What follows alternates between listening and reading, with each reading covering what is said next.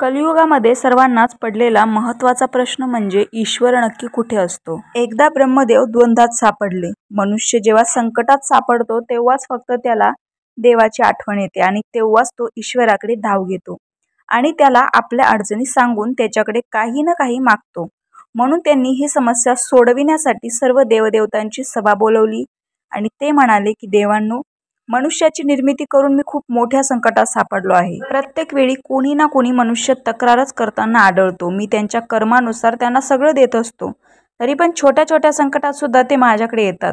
त्यामुळे ना मी कुठे शांततेत राहू शकतो, नाही तप करू शकतो.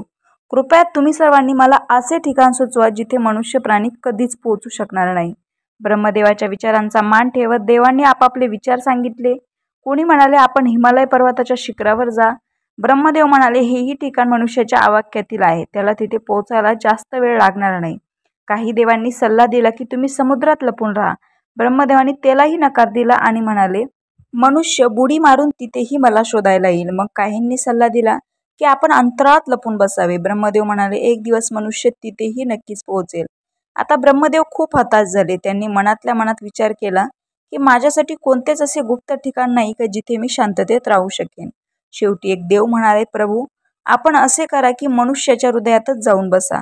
मनुष्य अनेक ठिकाणी तुम्हाला शोधण्यात मग्न राहील, परंतु तुम्ही त्याच्या आतच आहात हे त्याच्या कधीही लक्षात येणार नाही. ब्रह्मदेवांना देवाचा हा सल्ला खूपच आवडला. त्यांनी तसेच केले आणि ते मनुष्याच्या हृदयात जाऊन बसले.